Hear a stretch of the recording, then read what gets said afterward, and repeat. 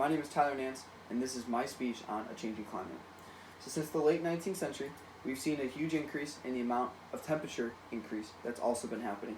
The Earth globally has risen 1.62 degrees Fahrenheit according to NASA, and that most of that has also occurred in the past 35 years.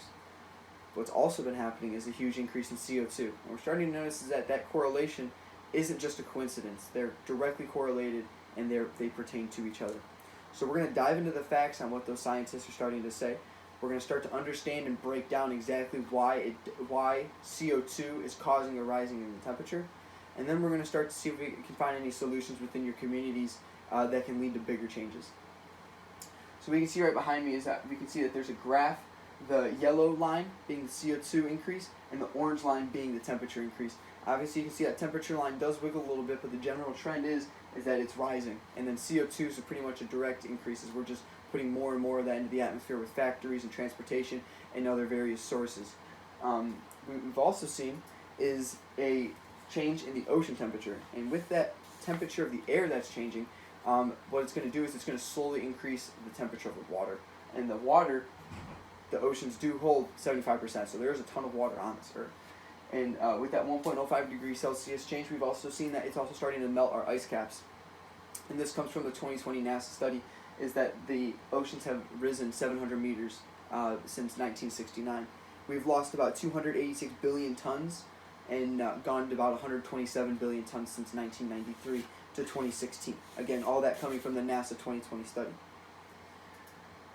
So let's start to break down exactly what a CO2 and what's going on. So CO2, it's carbon dioxide.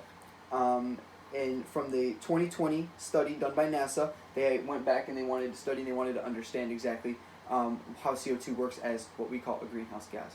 So what a greenhouse gas is, a greenhouse gas works like a greenhouse. What it does is it keeps heat encapsulated and keeps whatever else out.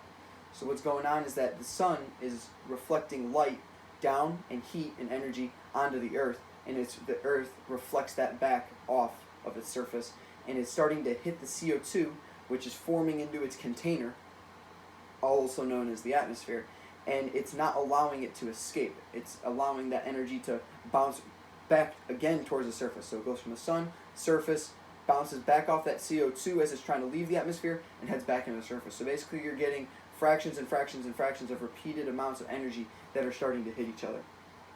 So again, it continuously builds and reflects the heat bounce from the ground, and this slowly heats the globe over and over. Here's a visual representation. Again, I'm going to go through it. The sun is going to drop down its energy, and it's going to bounce off the surface, and it's going to hit the CO2 or the greenhouse gases. Now, there are more greenhouse gases.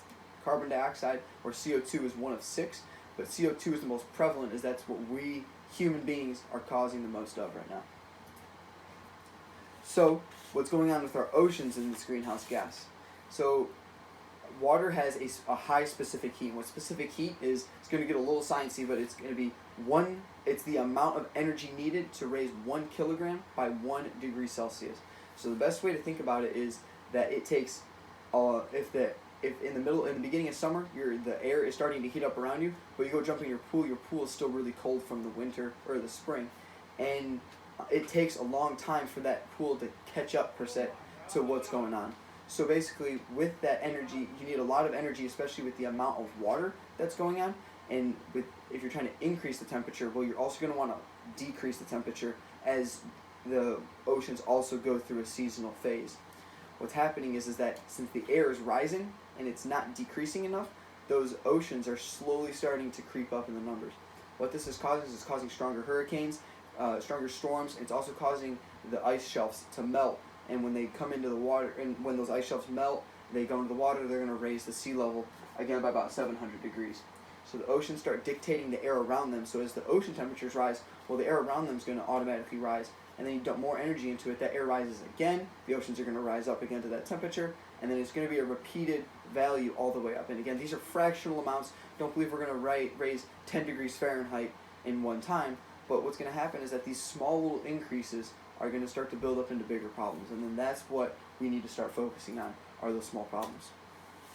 So, although scientists are able to explain all this stuff and we're able to understand it, we need to start thinking about better ways that we can do it. And what the problem is that humanity is having a tough time thinking about large-scale solutions, and we're stuck on trying to find one huge thing that's gonna fix all the problems. And the thing is that I just don't believe that this is something that we can do. What this is going to be a lot of small a lot of small changes implemented in different areas around your community that are going to need to do it. So by Dr. Green in 2019, it was stated that we need parks if we want our cities to be more resilient to climate change. That's a direct quote from his paper. So growing up in a city, I can say that there's a lot of wasted space that's going on. It goes into train yards, trash, just random cement environments, parking lots, and all that space is being wasted and can be utilized into something more efficient and also better for the communities as well. So parks established for natural growth are vital to mitigate CO2 emissions, which is what the Conservation of Energy said in 2019. It is found that places with parks are 17 degrees cooler, and they also absorb about 711,000 metric pollution tons, which was a study done in Washington, D.C. a few years ago with the amount of grassland that they have and the amount of park increase that they have as well. So another example is going to be how we can improve these areas. So landfills are another great example. They're changing just piles and piles of trash, and they're implementing them into another thing that we can do. So on the left side, that's a before and after. So the before, you can just see it's just mounds of trash. On the right, you can see it's a nice place that people can walk on. Probably doesn't smell the greatest, but at least we can, it's providing something back into the atmosphere. Another big one is changing rooftops. Rather than just having black and white rooftops sitting on the top, just absorbing all that heat, reflecting it back out, what we're starting to do is change those into gardens and areas for the people that are within the building as well. So the best example that I can think of for this is going to be the Chinese vertical jungles that they have going on.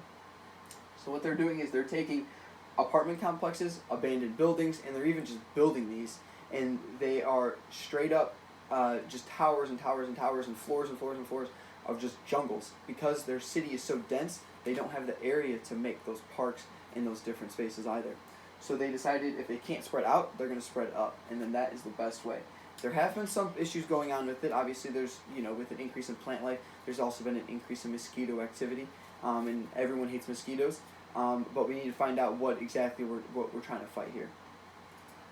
So I have "Be the Change" written at the top of the screen, and I believe that is going to be one of the biggest things, because looking at these big problems, I believe that small solutions will add up to a bigger solution.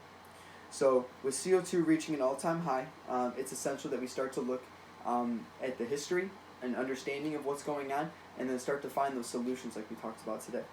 So the globe is fighting a problem, and sometimes the largest problems have the smallest solutions, and you can be that solution. So that's my speech on climate change. Here is my resources. There's 7 of them in case you can't see it. And then here is my keyword outline. Maybe. Right there. Here's my note cards as well.